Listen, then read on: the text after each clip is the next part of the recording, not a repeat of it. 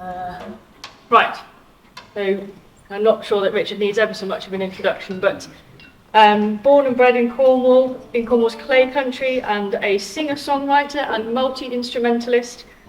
Richard takes huge inspiration from not only the local landscape, community and industrial heritage, but also from the stories of the Cornish diaspora. He's travelled to some far-off places to perform and be inspired. So I will let Richard take it away.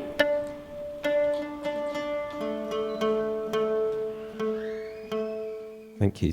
Just getting this cittern in tune. It's got 10 strings, and if any one of them are slightly out, it sounds hideous. But it was made by Kaz Davey in Redruth, so we'll blame him.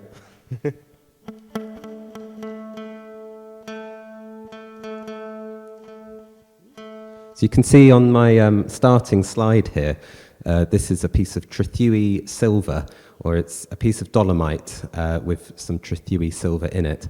And you might think that that's a very large rock, but it's actually this one here. But it's very heavy, if not big. But I'll come on to that later.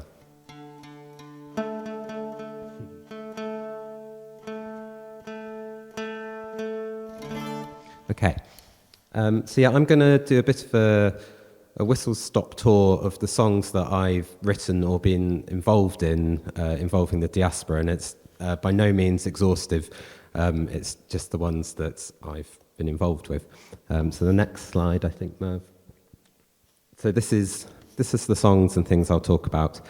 So Richard Jose, who obviously he was, well, not obviously, but he was born in Lanna and emigrated to the US. And then I'm going to talk about Cola's Gold and the Cola Goldfields and show you some of a project I was involved with that.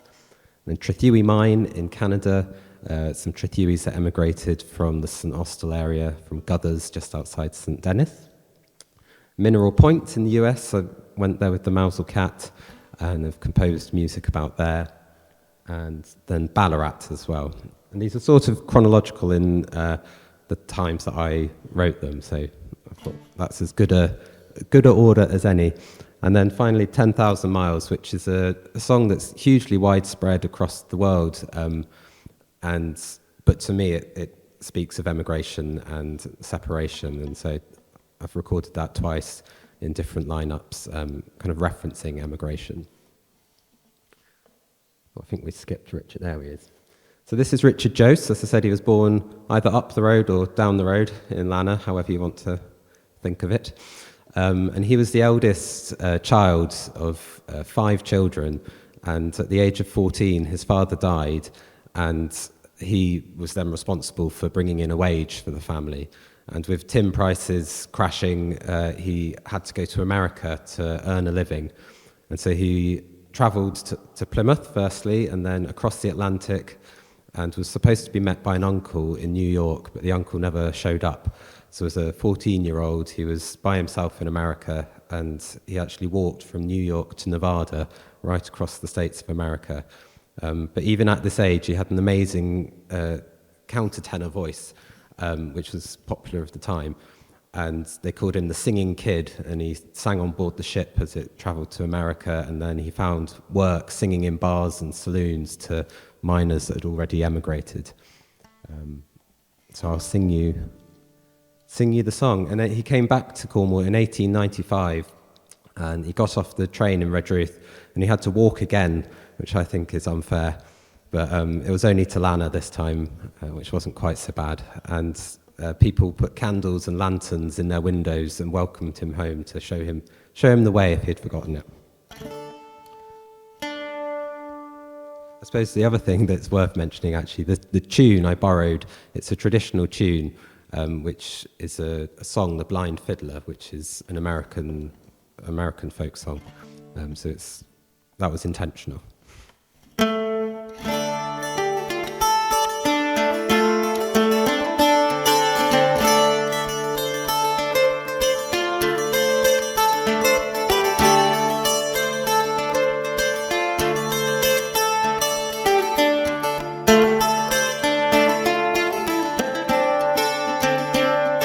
I am a man from mining stock, and my story I will tell. Just how I left my native land to cross the ocean swell. A boy made man in a foreign land when times at home were sad.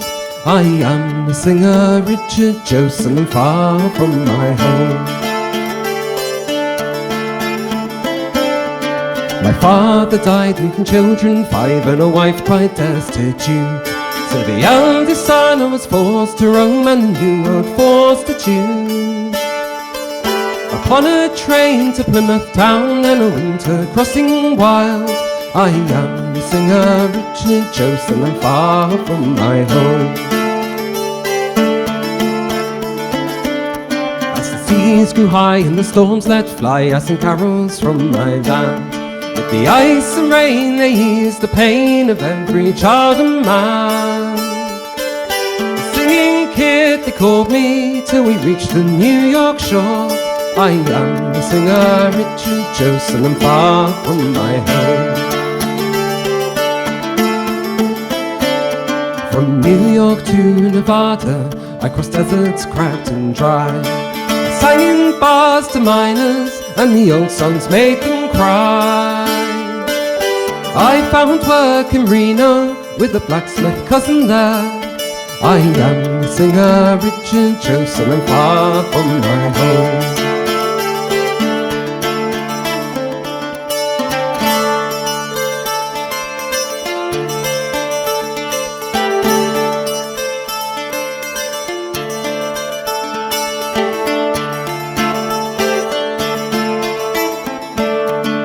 Had to leave the blacksmith shop, I was put upon the stage. I sang in San Francisco and I sang proud on Broadway. I toured the world and earned my fame up on silver threads in gold.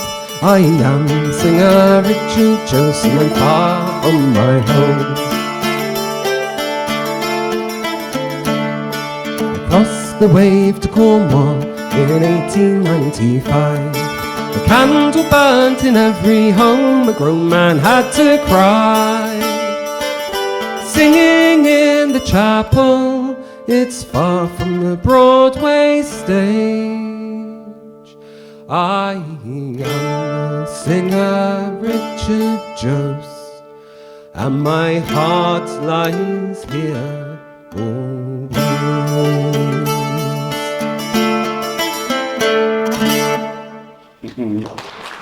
Thank you. The next slide.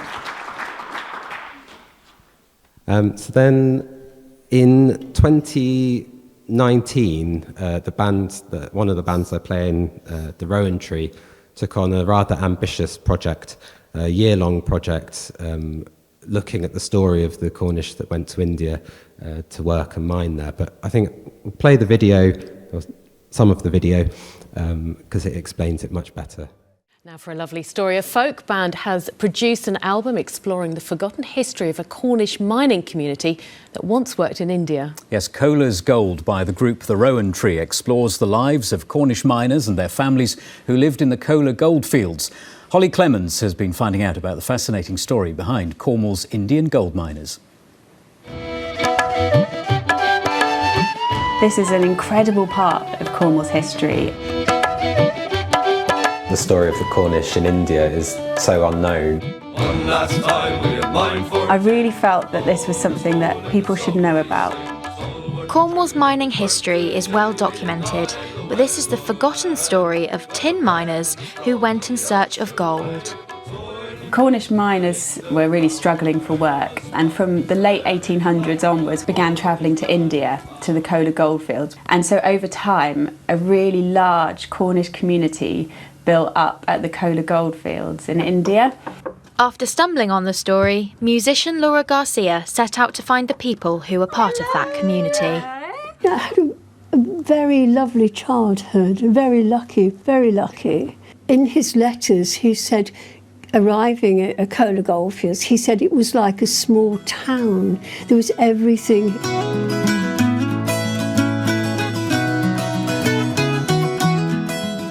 Pauline's father's letters to her mother before they were married inspired Laura's band, the Lowender, to write a song about the 3 years of correspondence, a pen-pal relationship that resulted in marriage when Roy returned to Cornwall on leave.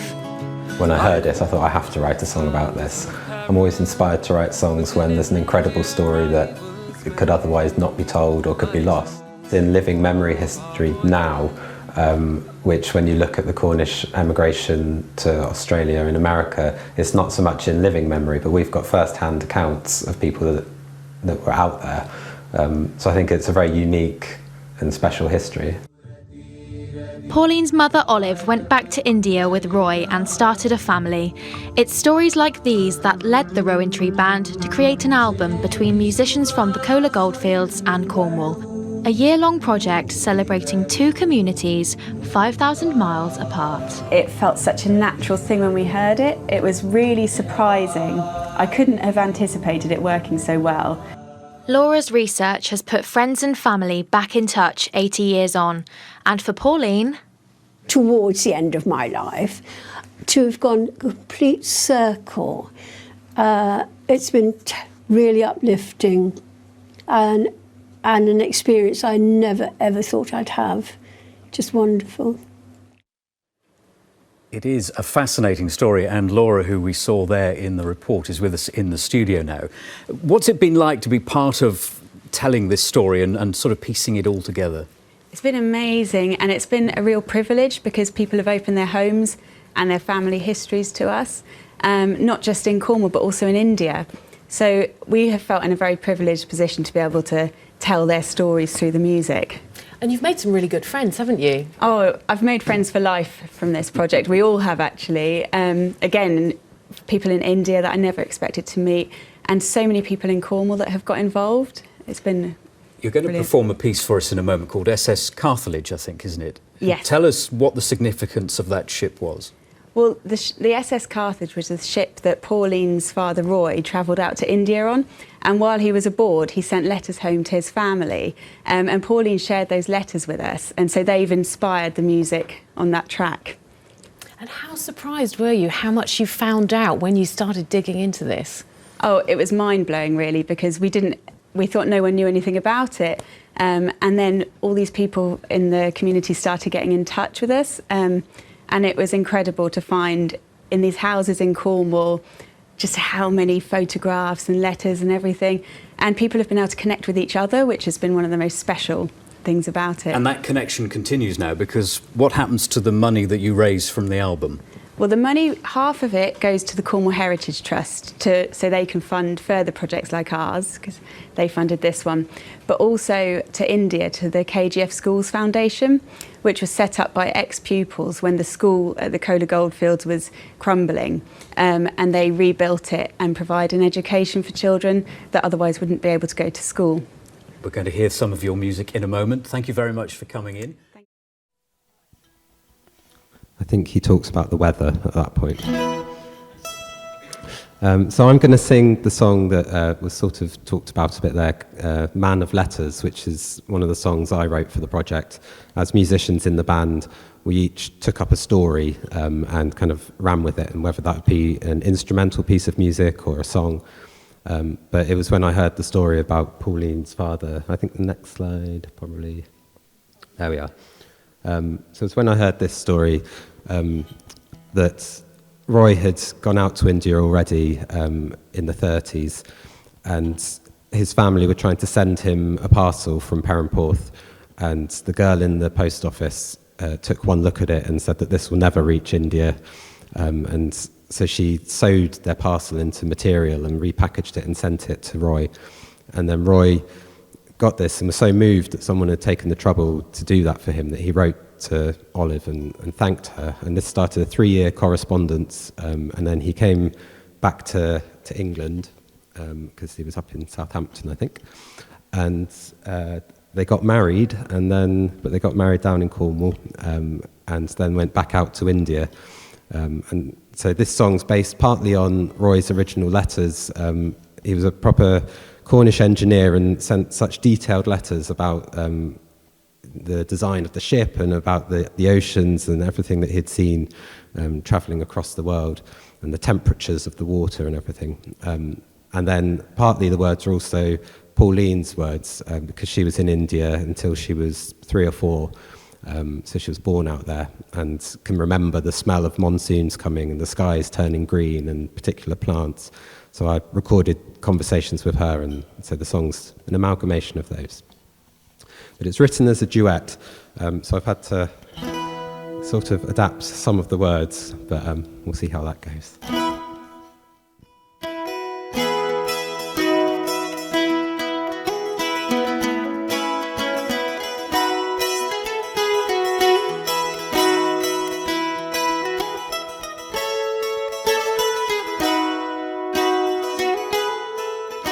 I'm a man of many letters, an engineer by trade. I've walked the sands of Perrin, but in India I was made. I told you of our voyage, the wonders that I saw, the ship, the waves, the currents, our arrival on that shore. A parcel from my mother reached this foreign land, packaged so securely by an unfamiliar hand. This work was not my mother's. I wrote to ask them who had wrapped it up so neatly. She told me it was you. We have always walked on sandy roads. Some things are meant to be, whether Perrin or Cola, no matter how far. Yes, I know they're meant to be. I told you of the seasons, the flaming dancing trees, the haze upon the mountains that one day you would see. I knew one day you'd join me to watch the skies turn green and smell the monsoon coming and hear it on the trees. I wrote of all our progress, our love grew from afar. I shared with you my vision and my beloved car. And so began our journey, and from this parcel grew a love to span the oceans, to see our whole lives through. We have always walked on sandy roads. Some things are meant to be, whether Perrin or Cola, no matter how far. Yes, I know they're meant to be.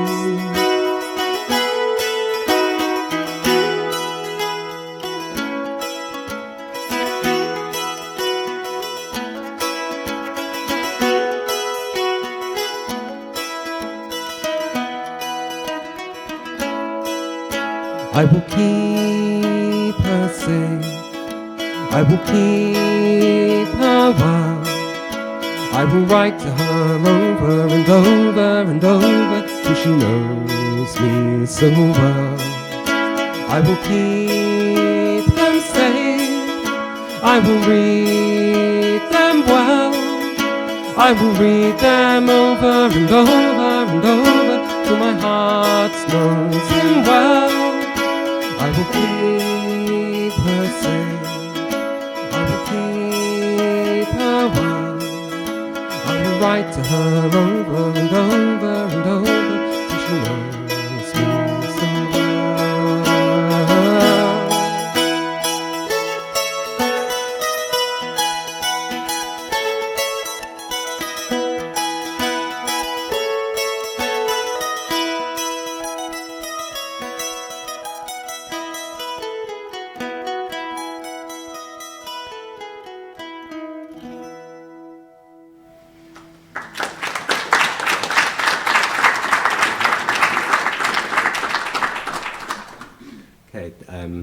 So the next song, alluded to it earlier, is about some Tretheweys that left Guthers just outside St Denis, or the family left there in the mid-19th century.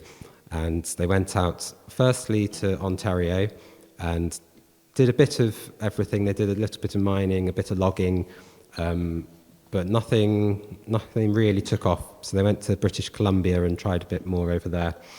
But then it was William Trethewey that went back to Ontario because he heard stories that they were starting to find stuff out there. And when he got there, he walked out into the woods, so pretty much the first night he was there, and he found a pinkish bloom, he described it as, on the rocks, and that's a sign that there was silver in these rocks. And so he went back to the mining camp and had to act very cool because he didn't have his mining license, which he was getting the next day. So he chipped the rocks with his axe, and sure enough, there was silver there. And he had to go back to the mining camp and cover it up and go back the next day. And so then that was the Trethewey mine that they dug. I've got some photos. I think there's 3. So this is Trethewey mine there. And then the next one, this is William and Joe, who formed the chorus of my song. So William was the one who discovered this, and the same day he actually discovered another huge amount of silver, the Coniagus mine, he described it as, which is a place name made up of element symbols, which is a different way of naming places. But so he then wrote to his brother Joe, who was in British Columbia, and said, "You've got to come out here." And he gave him a share. I think he gave him an 1/8 in the mine. And it's Joe Trethewey that I'm arguably descended from. Yeah, it depends whose family history is correct, but I might be about 7th cousin to somebody I'm in touch with in Canada. But it was actually the Cobalt Historical Society that sent me the rock. During lockdown, it was amazing to get a post, which was so exciting. And they've been wonderful and really informative and helpful, and also very excited that someone is interested in their town, because it's a very small mining town that's not connected by railway anymore. So they're really thrilled that someone's interested, I think. I think there might be one more. So yeah, this is shaft sinking. So this is when they actually dug the Trethewey mine. But William sold to Trethewey mine after only a couple of years, but he sold it for $105 million in 1905, I think it was. So you can hold the rock, but you can't keep it. Okay. So the chorus of this one imagines the family's sort of other life that they might have had if they'd stayed in Cornwall in a way, and so it imagines William and Joe as children dancing in the feast day, and it features a little snippet of a tune I've adapted from the Rescorla Snail Creep, which is the Clay Country tune at the end.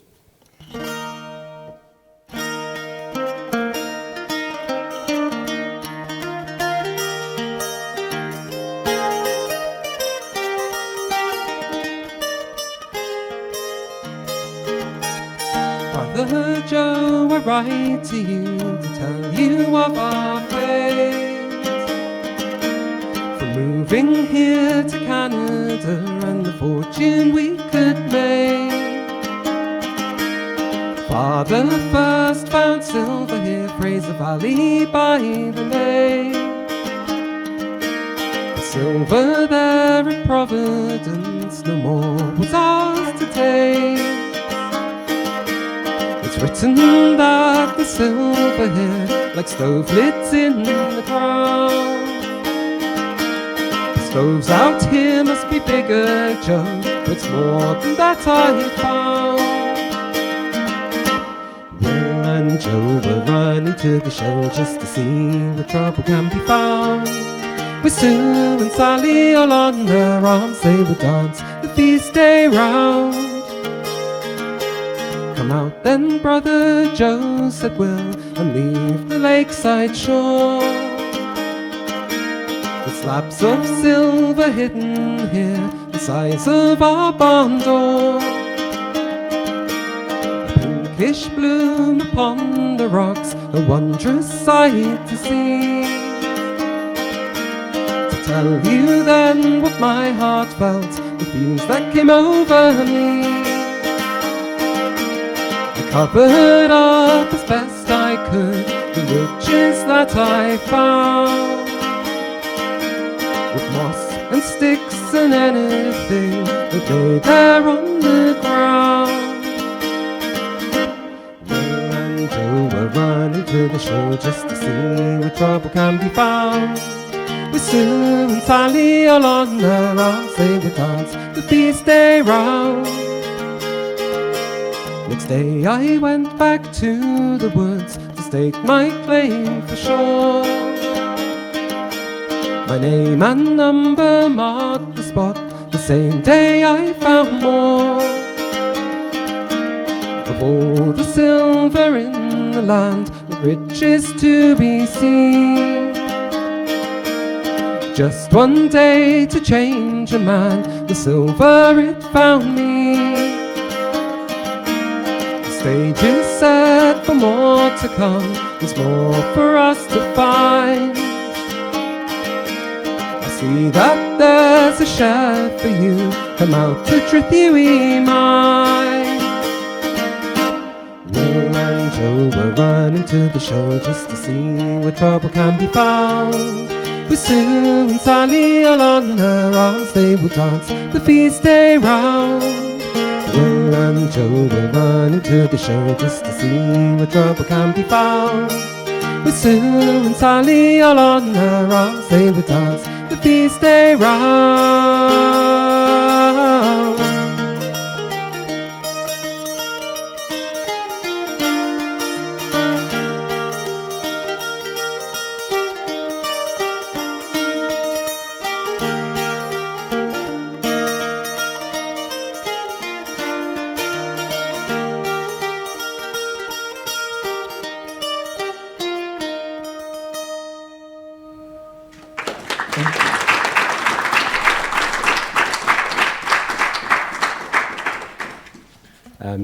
So I'll tell you a little bit about, this one's not very long actually. This is more of a slideshow of my holiday, which wasn't really a holiday. In 2019, we were very lucky, it was just before COVID, it was September 2019 I think. I was involved in the Mouse or Cat children's theatre show for quite a few years, and we took that out to America, which was an amazing experience, but quite hard getting there because of someone who was in charge at the time. Not of the Mouse or Cat, of America. But we took it out there and performed the Mouse or Cats in Mineral Point and then in Duluth as well in Minnesota, and just had the most amazing time there and met a whole Cornish community that felt like you'd walked down Redruth High Street. It visually looked quite similar, and there was there's cafes there, the Red Rooster Cafe that serves pancakes and stuff like that, but also Cornish pasties, and Figgy Hobbin, which was partly my question earlier about food, that it was interesting that Figgy Hobbin had survived in Mineral Point as a very common Cornish food, but it's not so common in Cornwall, I would say now. So it's interesting how different communities do kind of preserve different aspects of culture. So this is Catherine Whitford here, and she runs, or used to run, a shop in Mineral Point in the High Street, in the main street there, which was full of Cornish books and jewellery and scarves and things you can see in badges. And she was 91 at the time in this photo, and she would be in her shop every day working and selling these things. And she was a bard of the Cornish Scorseth, and worked tirelessly, I think, for Cornwall. Was hugely passionate. She fairly recently died, so she would be 94 or 5 when she died. So then some other pictures. That's the Mineral Point Opera House where we performed the Mouse or Cat, and people were queued down the street with cat ears from the whole length of Mineral Point. And it was really interesting just seeing how a completely different culture, I suppose, embraced the show, and they really went for it and laughed at different points in the show that we'd never got a laugh before, and it was just a very interesting experience. So that was on stage. We used to perform it in the round, but had to adapt to the Mineral Point Opera theatre there, which is a beautiful building built around the time that emigrants were out there. An artistic shot from stage. And then 2 lovely Cornish maids celebrating this wonderful sign of the most Cornish town in America. And then whilst we were there, I wrote and definitely named, if I didn't write it there, it was Emerging, this tune, on the veranda, I suppose you'd call it, of our accommodation. So this is a holiday video with Beck Appleby doing a bit of an introduction, I think.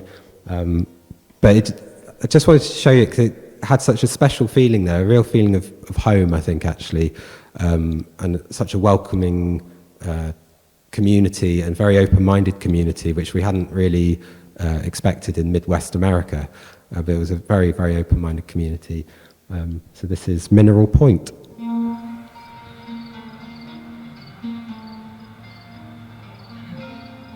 I'm just going to do a little.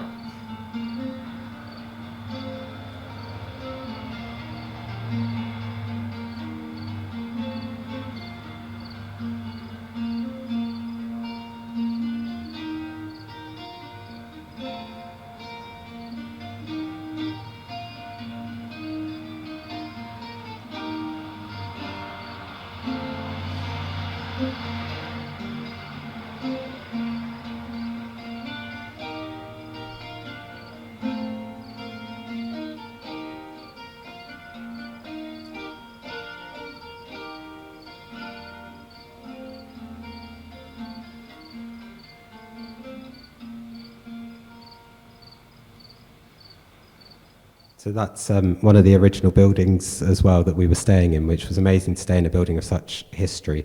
But in the town, there are some stone cottages that wouldn't look out of place in Redruth or Camborne, and just amazing to see how they've been preserved. And you walk in there, and there's all furniture that would, from the time, and a bar as well, which the Kiddlywink bar, I think it's called, isn't it? That's like a Cornish pub that you can go in. So I might very quickly, well, that was in Duluth as well, in Minnesota, we took it there, which was equally lovely. And then, I don't know if I'll have time to sing this one, but maybe I can flag people to go and check it out. But I was involved in a project, Letters from Australia, which was last year, or 2022, I think it was, in like May, June time. And it wasn't my project, which is why I've kind of, all this text is taken from the project itself, but it was run by, well, I got invited to do it through Nick Hart, who's a wonderful Cornish musician and choir director. But it celebrated the story of Cornish miners that went to Australia, obviously, but focused on the Osborne family from right down west, and they wrote home over a period of about 10 years. And a lot of the letters they sent home were quite, very honest accounts of being out there and how hard it was, and how they were very lonely and missing home and missing people at home. But then they find Ballarat, and their prospects improved there in the letters. And they said, we've got a good situation, and it talks about stopping mining, actually, and working on the farm, and having much more sociable hours, which tells you how hard mining is, because farming's pretty antisocial too, I think. But but I can point you to that amazing project. It was a multimedia project, which they projected the words of the letters on the ceiling in this amazing venue in Plymouth, and had surround sound of people reading it, and there's actors acting it, and so do look that up, Letters from Australia. And then the final one is 10,000 Miles, which I talked about earlier, but the picture tells you everything. That was from 1905, I think it was, of the outbound platform, completely full, and people above, mainly women, waving goodbye to their families, and then no one on the incoming platform. And I think the song 10,000 Miles, which we could hear a snippet of, perhaps. We recorded it with Camborne Town Band, and it was one of the songs in the Cola Gold project, and I recorded it before that as well. So thank you very much, and we'll hear a little bit of that. I've got Cola Gold CDs that you can look at, or if you want to buy them, you can. The money, as we said, gets split between the two charities. And I've got songbooks which tell a lot of these stories as well. So, and come and look at the silver.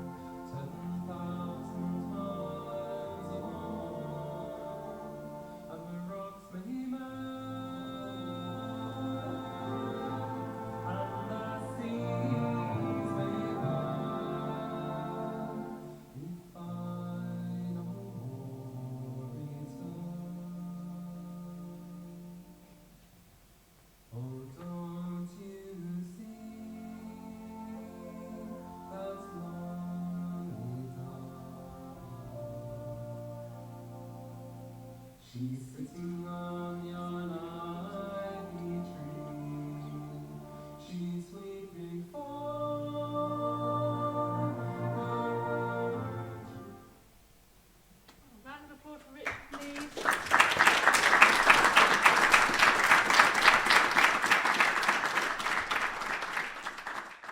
So the last thing I want to do is cut Richard off or cut that lovely song off, but I wanted to give some time for questions before we move on to Jim. So if anyone's got any questions in the room for Richard? I hope I got away with that by overrunning. Yes, Mel? Is there still a Cornish community in Cornwall?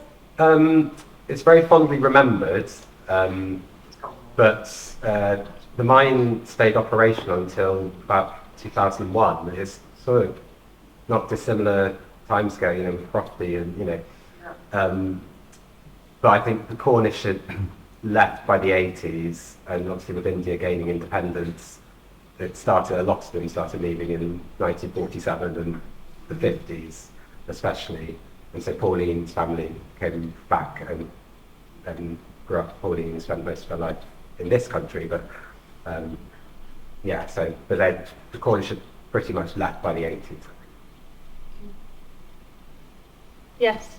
The whole India thing is a complete surprise to me, that my grandfather was a mining engineer in India. Oh wow. And I didn't know anything about the project that you've done. We've got a huge section on the website which is still there, it will always be there, full of resources and information and lists of passengers that, you know, went on ships out there.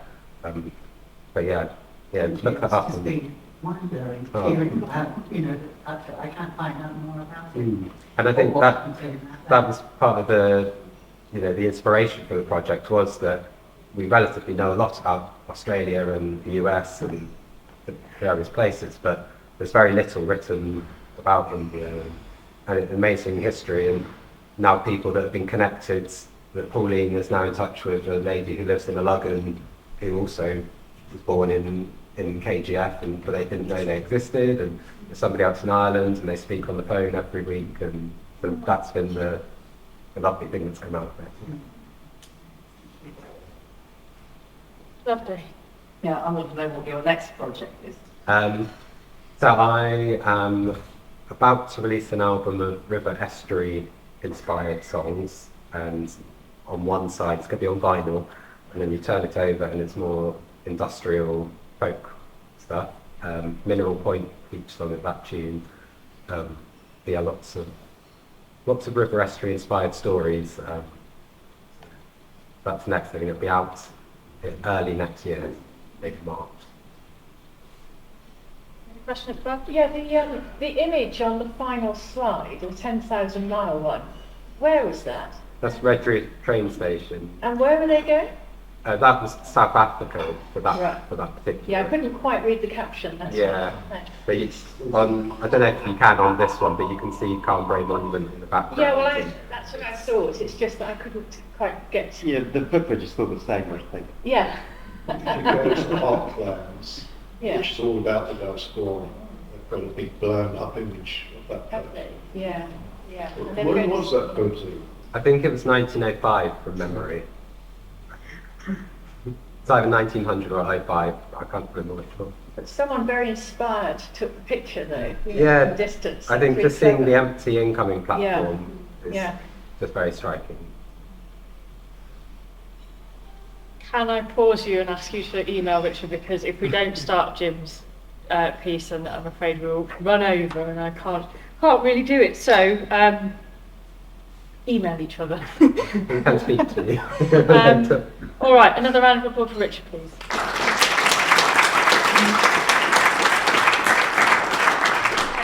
So we've now got a presentation with Jim Wern. As we're here, he has Cornish heritage, as his family headed to the US during the 19th century, and he's been writing and performing music that expresses his Cornish identity and draws awareness to Cornwall and aspects of Cornish life in various ways. This is with Merv.